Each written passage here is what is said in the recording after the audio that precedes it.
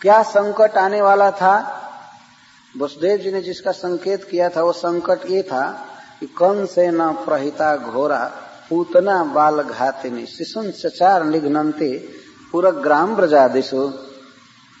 कंसे न प्रहिता घोरा पूतना बाल घातिनी, एक राक्षसी थी जिसका नाम था पूतना।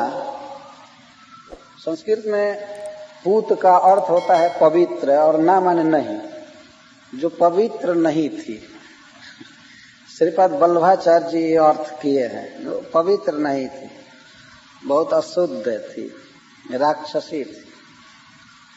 तो किसी भी मनुष्य के सद्गुण का जब वर्णन किया जाता है तो उसकी शुरुआत होती है उसके भोजन से। जो जैसा भोजन करता है उसके अनुसार ही उसकी चेतना बनती है। जेमनी अन्न तेमनी मन, बंगाल में कहते हैं जैसा अन्न होता है वैसा मन बनता है। तो ये पूतना रुधिरासना थी। रुधिर का अर्थ है खून, रक्त, और आसन माने भोजन। खून पीना इसका बड़ा प्रिय भोजन था। इस बात को तो यहाँ रहने वाले लोग आसानी से समझ जाएंगे। खून में भी गाय का खून भी लोग यहाँ पीते हैं, गाय का मांस खाते हैं। तो दूसरे रूप में कह करके थोड़ा उसकी कठोरता को ढक देता है अंग्रेजी का शब्द। गोमांस न कहकर बीफ कहते हैं। लेकिन इस तरह से मांस खाना और खून पीना यह राक्षसों का काम है वास्तव में। तो रुधिरासना थी। हमारे वैदिक समाज में भोजन के द्वारा समाज का वर्गीकरण किया गया था, भोजन द्वारा।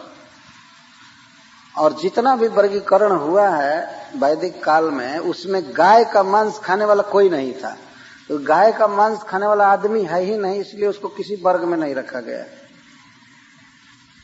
आदमी में सबसे छोटा आदमी, छोटा मनुष्य उसको माना जाता था जो कुत्ते का मांस खाता था।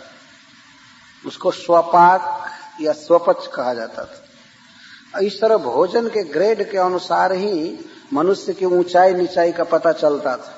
जितने भी महान व्यक्ति थे सब वेजिटेरियन थे, सभी फर्स्ट क्लास के।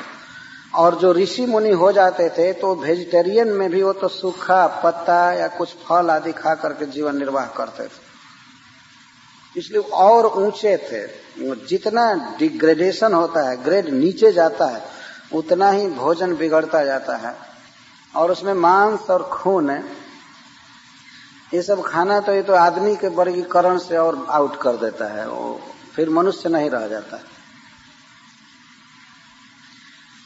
तो गाय का मांस खाने वालों को मनुष्य माना ही नहीं गया है शास्त्र में, उनको राक्षस की कोटि में रखा गया है।